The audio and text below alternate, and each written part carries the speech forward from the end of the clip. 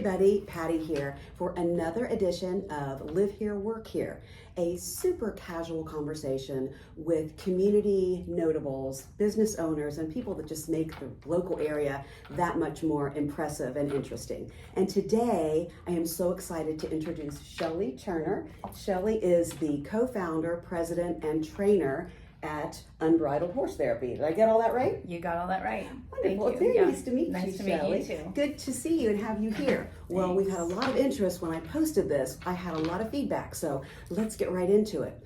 First of all, how did you start Unbridled Horse Therapy? Well, back in 2016, I was actually working at another center that very abruptly closed. And at the time, they were serving about 400 clients a week. What does that mean? When you say serve them, what do they do? What do they do? So there was all private 1-hour sessions with people with disabilities. Okay. That center only worked with people with a diagnosis of some sort. Okay. So there was a 1-hour session with a horse and a rider and an instructor, sidewalker or helper if needed.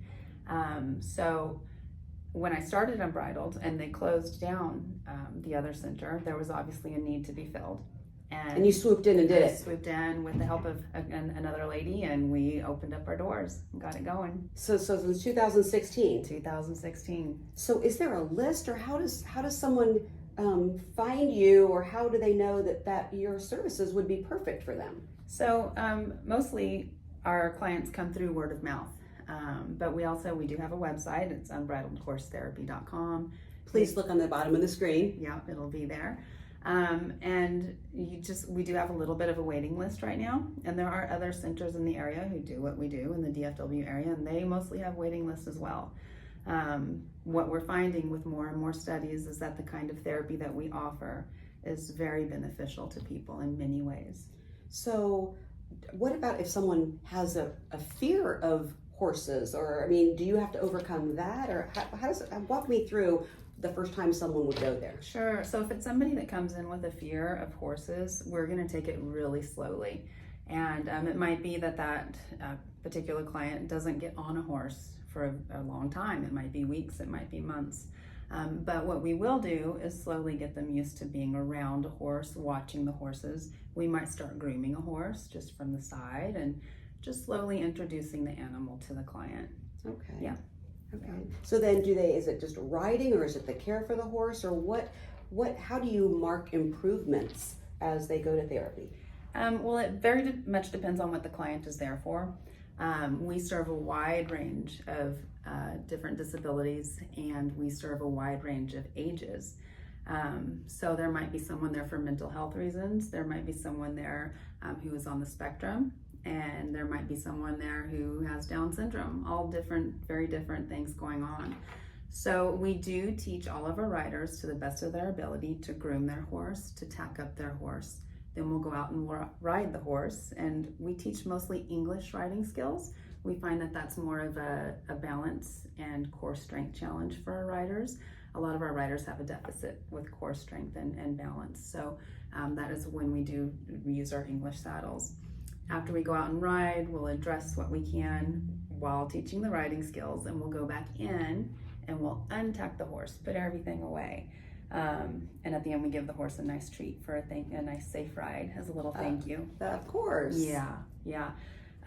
So a lot of things going on with tacking up the horse. There's sequential learning, because everything all has to go in order. There's fine motor skills, putting buckles on.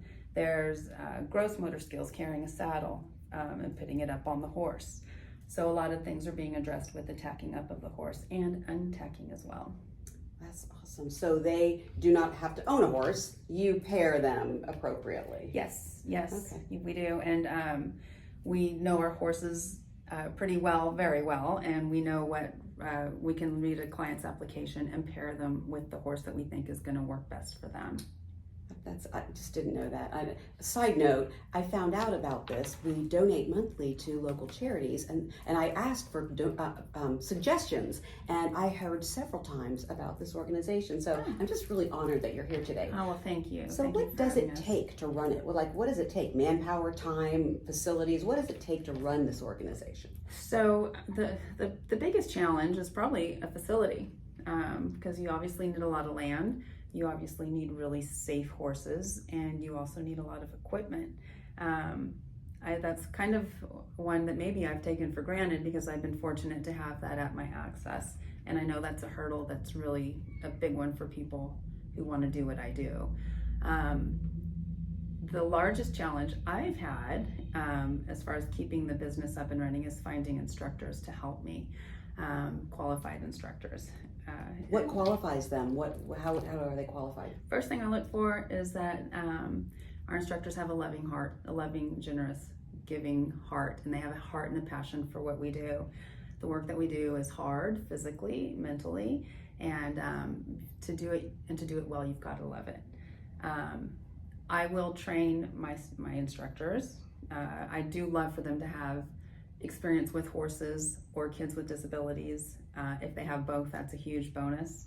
But I will train and teach, and there's also an organization called PATH, P-A-T-H, International, and another organization called CHA, is the Certified Horsemanship Association. PATH International and CHA. That's correct. And I have my certifications through both, and then I will start putting my instructors through those trainings as well. So it's just not random. This is a lot of thought and a lot of training that goes in behind this. There's a whole lot that goes into it. We're working with 1,000+ animals, with little children and larger children, and some people who might have some deficits. And so we're extremely, extremely cautious, and we use safety is huge.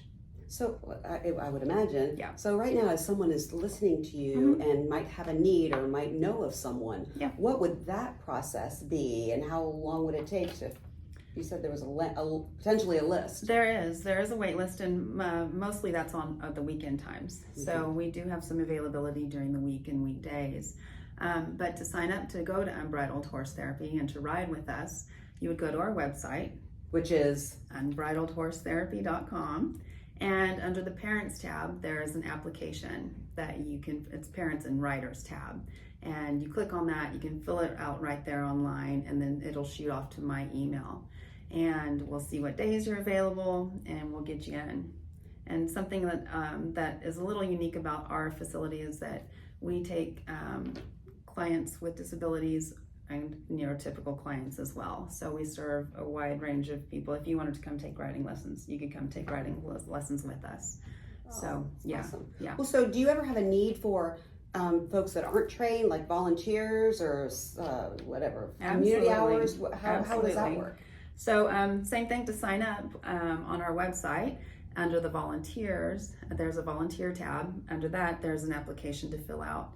And we use volunteers on a weekly basis with some lessons. We have some volunteers who come out and they simply want to work around the property and help keep it clean and keep it looking pretty. And others who want to just work with the horses and maybe bathe horses and things like that. And then we also have groups that come out, and group might tackle a project. For example, we had a group from the PGA, the Professional Golfers Association, come out, and they painted our ramps for us. We have ramps for people in wheelchairs or someone that might have a harder time mounting from the ground. I use a ramp, so yeah. And they came out and painted our ramps for us because we just had some new ones made by a group that came out from Fellowship Church.